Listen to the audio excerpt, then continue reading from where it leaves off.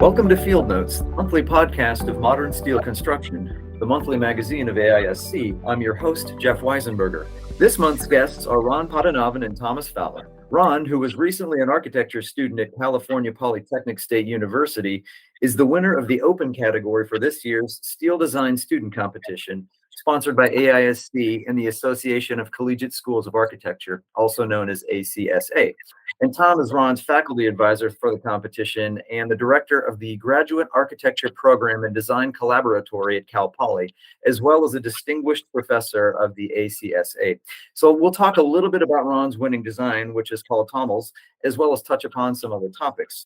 But first, thank you both for being here. Well, here. I should point out that Tom is currently in San Luis Obispo on the California coast. I'm here in Chicago, and Ron is in Rome. So, Ron, let's address that Rome factor first. I understand you just moved there, so I'm curious what took you there. How are you adjusting? And most importantly, do you speak Italian? Yeah, of course. So currently I'm studying abroad with the Cal Poly architecture program in Rome. And it's a Excellent. one semester program that kind of gives students exposure to Italian architecture, both from the Roman times, but also up until recently today, which is what people don't realize that Italy has so many rich architectural values, not just from the past, but also projecting into the future as well.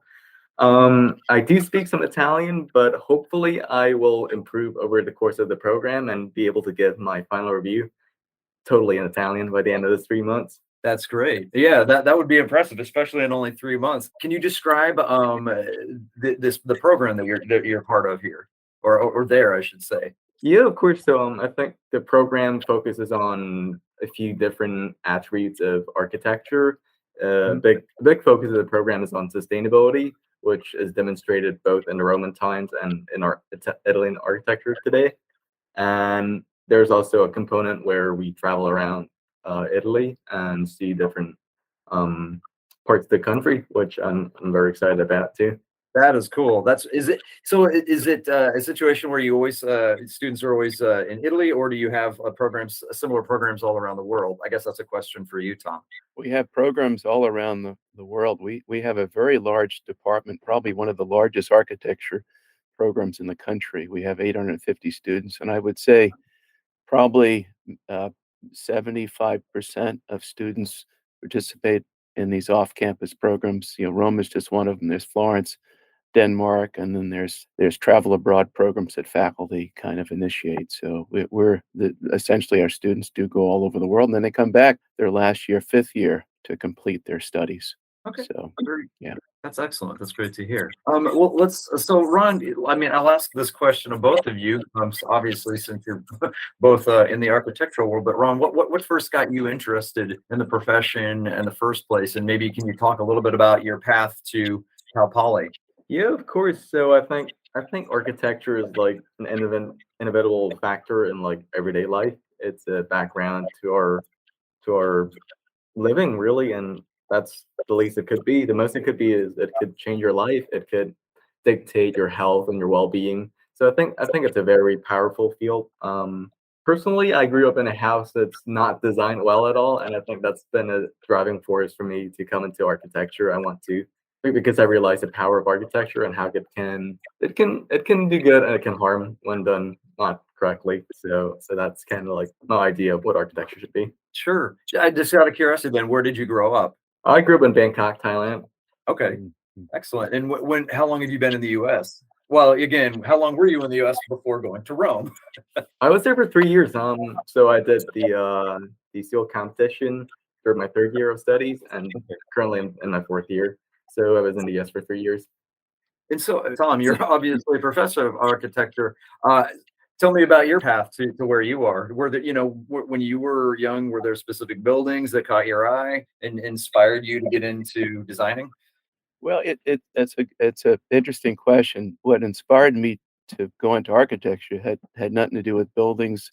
I was really interested in what I call the mystical powers of architects. I used to like taking things apart when I was younger, and it would drive my parents crazy because a lot of times they wouldn't get the TV set back together, and I would hear these cuss words at night, which I won't repeat in the podcast. Thanks. And she'd wake me up at night and said, "Put this thing back together or else." And I put it back together, I think. But I was really interested in kind of the process and what architects did to make buildings. And I would say I didn't really know what good architecture was. I didn't have an idea of what good architecture. I actually grew up in a tract home on Long Island. I thought that thing was designed by an architect, but I found out it wasn't. It was designed by a developer, not a very nice piece of architecture. But the thing that really kind of got me, I actually was interested in going to architect school, and then I found out I had a cousin who was an architect, and I basically worked for him right out of high school all the way through my 5 years of college. I went to New York Institute of Technology in Old Westbury, Long Island, and that's Mhm. where I figured out what architects really did. Before then, I just thought they were pretty amazing and kind of magicians, but then he informed me what they really did, and actually, based on that work and then going to school at the time, that's what convinced me to stay in the profession. I think without his kind of mentorship, I would still be confused as to what architects did and probably wouldn't have survived school. Right. So, yeah, but yeah. Well, yeah, that's great. But both of those are interesting stories, and it's also interesting how you both kind of talked about your first homes or your childhood homes not being particularly inspiring buildings, right? Yeah, I mean I'm kind of the same experience, and my whole thought was if I were I had an interest in being an architect for a little while, and my whole thought was it was going to be like the Brady Bunch where Mike Brady he designed this cool mid-century modern house and he lived in it and he just got to do that all the time. And I know it's not quite like that for everybody. What was interesting about the Brady Bunch, the dad, when he made presentations, he usually had this one sheet of paper that was for these buildings. And I said, "Boy, that's incredible. You can build that building based on that one small sheet of paper. That's pretty amazing." That's all it takes. And he spent very little time during the show doing any work. It was mostly dealing with the blow-ups in the family and all these strange things that would happen. Right. So I mean, with 6 kids in the house, sure, right? All sorts of shenanigans. Well, yeah, think that no, that's funny. So like I do want to talk a little bit about the design. So again, congratulations to you both, first of all. But the design, Tommels is fascinating. And correct me if I'm wrong, but the way I understand it, it's basically repurposing a decommissioned offshore oil rig to become a cultural center. And it looks like you're using the skeleton, kind of the general concept of a canoe, is the inspiration for a modular framing assembly. I was just curious if you could talk a little bit about the design, and how you came up with it, and how you made the decision to implement the canoe concept. That's pretty interesting. Yeah, of course. So I do have to admit that it initially didn't started out with a canoe at all. It started out with a study of this marine organism called a nudibranch, which is local to Santa Barbara area. And Okay. we studied this creature in detail and its geometry, how it could be utilized in a structural system, how we can trace its contours, for example, to create a structurally sound shape and put these shapes together.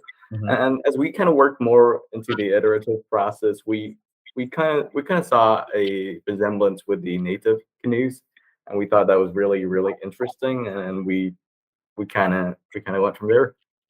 That's cool. Wow. Yeah, it's interesting, like how you went from some organism to to something that's created by people, and it's like saw the similarities there. What about the name? What is Tommels? What does that refer to?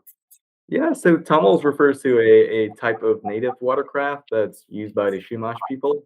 And they're really robust kind of things. They use them to travel across the Santa Barbara Channel to the Mhm. Channel Islands, and that's a really really long boat ride even for today. So to imagine that they did that in a wooden boat is really really fascinating.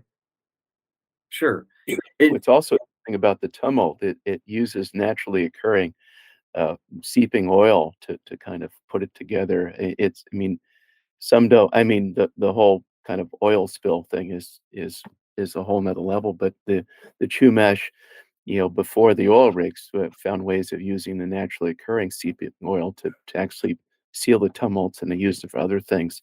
So there's a deeper connection in some ways back to the oil rig, but it's not the kind of the thing where they're pumping all this oil out and using it for other issues. But it was a fascinating discovery, I thought, Ron made in making that connection.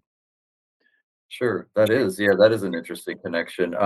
And so how far off the California coast is this? It's Oh, about 2 miles. You can okay. actually see it as you're driving on 101. It's this one is called Platform Holly, and actually at night it's kind of weird. You're looking out and you says, "Boy, it looks like a Christmas tree out there." But Hmm, you have to be careful when you're driving that you're not spending your whole time looking at the rig. You'll have some problems staying on the road. But right. it's pretty interesting how visibly kind of accessible it is. I'm an ocean swimmer. I've thought about maybe swimming out there a few times, but the only problem there are sharks out there, so that wouldn't Oh, probably. right. I mean, I have heard of it. I know the Ironman triathlons are Yeah. pretty rigorous, but you add in the shark element, and yeah. Well, on that note, so if a project like this were to become a reality, I'm curious, like, had you given much thought on how it would be accessed? What would the idea be? Passenger ferries, or I mean, people potentially rowing themselves out there?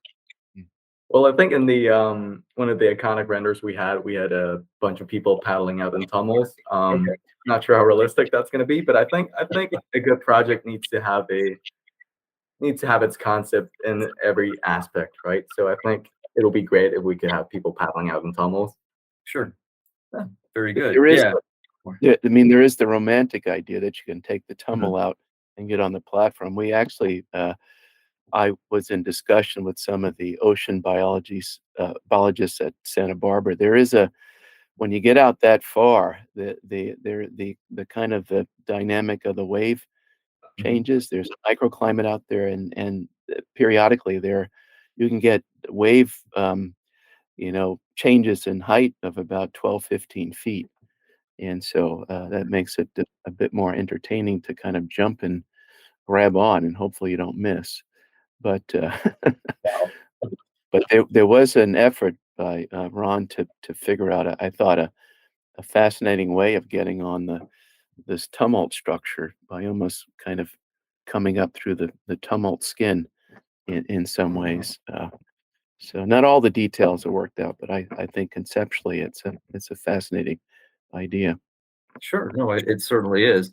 And now I just want to talk a little bit about the collaborative effort. I mean, that I've got a little bit of better understanding about the design itself. But I guess Ron, I'll ask you, can you describe or talk a little bit about that collaborative effort with Tom? Yeah, absolutely. So Tom has been like a really inspiring mentor for both me and my classmates, and I've learned so many things about the design process in the course. Certainly a lot of work. There was a lot of all-nighters, but that Right. was the result of a lot of iterations, a lot of collaging, a lot of drawing, which are like essentially what design is. It's kind of letting our hands think and seeing and analyzing it later. He's always taught us that design is a process of curation and a process that's more reductive, additive. And by doing that, I can really see what he meant by that. For example, how one ocean micrograph could become a boat, for example. Right. Yeah. And the use of the word micrograph, it's just kind of where he started. It's really these, I'll call them the sea organisms. If you do a search for micrograph in Google, you get these really interesting patterns, uh, of organisms, and they Hmm. started by understanding the ocean in terms of these micrographs, which are microorganisms, and somehow, which is a much longer story, he kind of evolved in making a connection to the tumult, which I would be hard for me to explain how that connection happened, but it did. And Mhm. so it's a pretty, I would say it's a pretty intense process that they go through to make discoveries. It's like they have a hypothesis and they spend the quarter trying to disprove the hypothesis and come on to something else. And so most people think design is arbitrary and it's based on a thought you have and then you build it. But it's quite a cathartic process that you go through to understand what the kind of possibilities are, which I mean, I've been teaching over 3 decades, and I'm Mhm. every year, every quarter, I'm always fascinated by what the students discover. And so it's fascinating for me too, even as the instructor. I call myself the instructor student. I'm a student at another level. There you I'm go. learning. Yeah, yeah, Yeah. you're always learning. Yeah, even if you're the teacher, you're always learning. Yeah. Well, yeah, on that note, I mean, it's not, you know, you've been teaching for 30 years, and it sounds like you've acted as the faculty advisor for this competition before. You know, and I'm sure obviously each project is different, but is there sort of a common process of sorts, I guess, when you're encouraging your students to submit something for this competition? And I guess on top of that, is this something you kind of put out there for all your students to say, hey, you all should try this? The way it works, well, the way it works at Cal Poly, and we have such a large program, students, well, I know for the double quarter, they kind of join the faculty section based on the project brief for the quarter, and then I'm always intrigued by, I always ask them, "So what have you heard about my class?" And I get all these kind of interesting responses. "Oh, you never sleep here. Tom is really very tough. He makes mean comments about our projects, and he makes these models." And I said, "Really? Okay, that's really me. Okay." But the thing that I think is very important about the whole design process that I think is similar, but it's kind of a scaffolding. There's always a warm up project that they go through. Mhm. There's always kind of a commitment to some version of the idea. As you know, Ron talked about being connected to the micrograph, the microorganism. And I have them commit to something with the idea that if you commit to something, you'll discover something else. And to me, the important thing is that I'm trying to empower the students to understand that they are amazing. They have wonderful voices. They're wonderful storytellers, wonderful story makers. And if I can set them on a path, they'll make great things like Ron has had. And the big thing is to keep them on that path so the story makes sense. So you can he talked about it being reductive. I'm trying to get them to get rid of all the noise, the crap Mhm. in the story that's not very interesting. And they say, well, I like all that stuff. I said, it doesn't make any sense. I mean, you got to be able to tell the story to a 2-year-old and they should be able to do backflips and get excited. And so the idea of them telling their story to different audiences, I'm getting them to retell their story. And I'll be honest, it drives students sometimes crazy because they think it's they want to get something and then work on it. And I'm trying to get them to keep on going to get their voice in there. I kind of talk about myself as being a coach, conductor, in some ways, just a muse to keep students on the path. And I can tell you, I'm not trying to embarrass Ron, but he tried to throw out the tumult. I don't know, maybe it's 9 times, 10 times. I said, no, you got to keep this thing. This is the amazing part of the story. If you throw this out, no one's interested in your story. And so he kept it, and he kind of developed it further and got it to work for the 4 posters. I've been doing steel competitions since they started back in 2000. Mhm. Uh, so I've been at this for, it was the 22nd year of the steel competition. It's not the only thing they do for the quarter. It's just an aspect of it. But to me, it's the key to being able to tell a compelling story. You get your story in those 4 posters, the brief narrative, and there's physical models and all this other stuff. But they have to synthesize it down to these 4 windows for understanding the project. And I think it's an amazing process to go through to get them to be better storytellers. Sure. Well, and I really like that approach of like architecture in these projects is telling a story. It's almost like listening to you know, writers and a director going back and forth on a screenplay. You know, Mhm. Yeah, um, fascinating. yeah, yeah. It's very much what I call I'm not a jazz scholar, but it's kind of a call and response idea. I give them a call, which is the brief, and they respond, and then I give them feedback. They kind of come back with something, and it's always a back and forth, and it's a constant back and forth. They can't say, "This is what I have.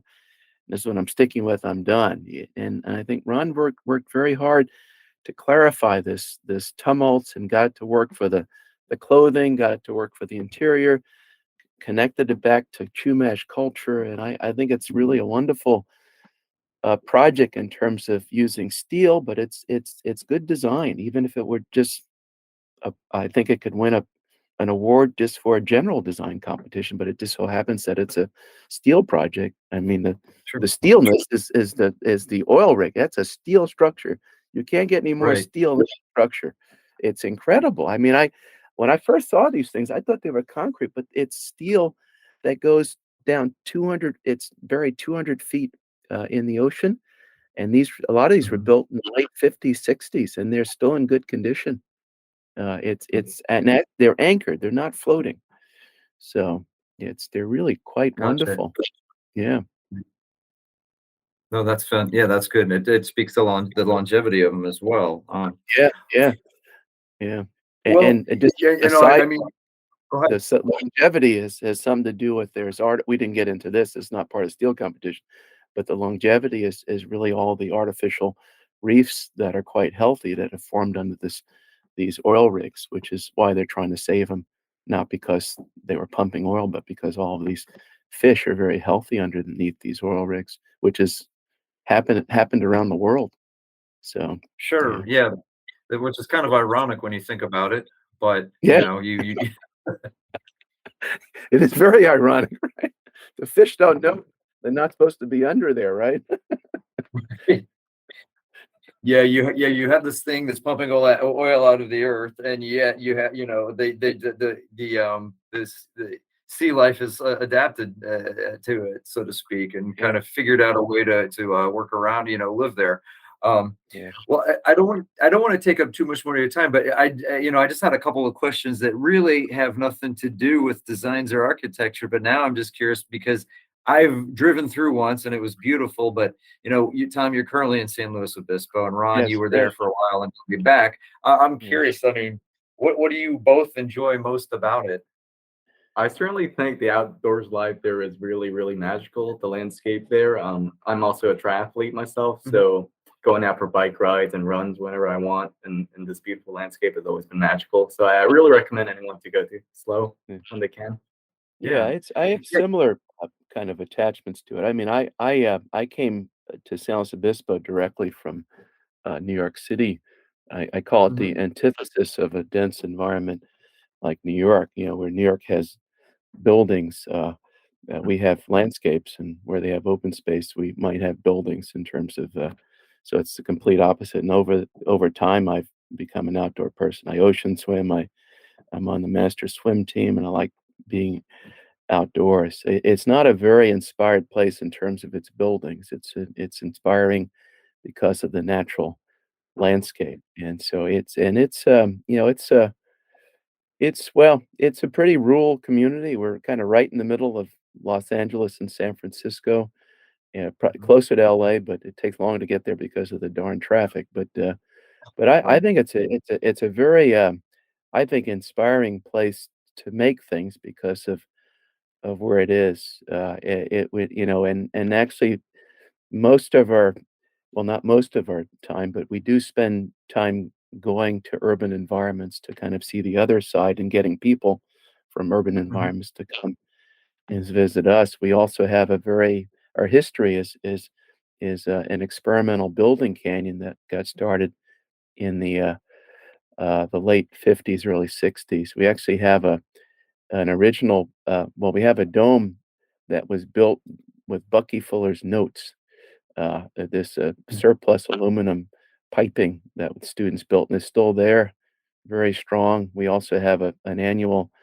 design village competition where students build, portable structures that have carry into the canyon, sleep in over the weekend. So it's very much kind of a making type place where students, Mhm. make things in addition to theorizing about the design. Cal Poly students definitely know how buildings go together by the time they graduate. So, That's great. Yeah, I have a cousin who went to school there. He studied business administration. But yeah, no, Oh, that's a good point about like being the antithesis of a city. And it's funny because it's that kind of part of the California coast that's not it's not as terribly high profile place, I suppose, is because you've got San Diego, you've got Los Angeles, got San yeah, Francisco and the Bay yeah, Area, and then yeah, there's that space in between, so to speak. yeah, yeah, But yeah, it's beautiful. yeah, Yeah, yeah. That's a good point. It is the space in between. I mean, probably the closest biggest city is Santa Barbara, and we're, right. we're 100 miles north of it, but you mentioned Santa Barbara, and then they skip over Santa Barbara and might jump to, you know, uh, San Jose and San Francisco. I said, "What about San Luis Obispo?" Right. It's only 50,000 people, so it doesn't register on the map. I mean, it's like a blip, a grain of sand in the state of California. And so but it's getting more notoriety for all the wrong reasons. We have probably some of the more expensive real estate in the Mhm. state now in terms of the escalating prices of housing. And we were considered the one of the happiest places in the world. What is it, 8 years ago? I don't know who did that survey, but I don't know if we're still happy with the housing prices going up. But Sure. yeah, that so there's kind of weird, kind of funny things. It's been a fascinating place to live, I think. Mhm. And we get wonderful students too. We don't have a shortage of amazing students that seem to want to come here. Well, that's great to hear. And I have to ask Ron, so I mean, how long have you been in Rome for? Did you just arrive there recently? Yeah, I just arrived last Friday actually. Okay, so barely a week ago, not even. Yeah. Wow, good. Well, I was curious if had a chance to explore it at all. Yeah. Absolutely, yeah. Like I said, I enjoy running a lot, so I've gone on so many runs and looked at a lot of the Mhm. architectures. Today we actually went to the forum and did some sketching exercises and kind of mapped out Oh, the yeah. place, which is really, really fascinating. Yeah, Yeah. that's cool. Well, that's the thing, like you were saying before, I think, Tom, it's like, or maybe I can't remember who was saying it, but it's not just, Rome, it's an ancient city, and sometimes you can be standing there and just look around and you feel like you're in ancient times if it weren't for the Mhm. cars and such, but then you forget that it's also, it's a 22nd or 21st century city as well. And, they've put up a few other buildings since then too. I like to categorize Rome as really the truly sustainable city. I'm always fascinated by the idea of understanding the history, but then seeing the evolution of the buildings over time. It's very densely layered with wonderful, wonderful architecture over a whole period of time. And then you have the cars and the traffic and all the other wonderful chaos. I think it's really quite dynamic. Sure. Yeah, no, I was there, almost 20 years ago now, and I'm sure obviously a lot of it hasn't changed at all, and I'm sure a lot of it's changed Yeah, an immense amount. So yeah. yeah, so I guess well, and at this point, yeah, thank you both for chatting. I'm just curious. So Ron, what I was going to ask you. So where are you? Are you did you say you're a graduate student now? I was just curious. What's next? Like, what's your kind of what's your path forward after school? I mean, right now I'm still a fourth year student, and as for Okay. now, I'm completing my semester in Rome. I'll be going back to San Francisco in another Mhm. study abroad program Cal Poly has, which places you for an internship at a firm there. And yeah, so that's still in the workings, and hopefully we'll find out more about that soon. That wraps up another edition of Modern Steel Construction's Field Notes. Thanks for listening.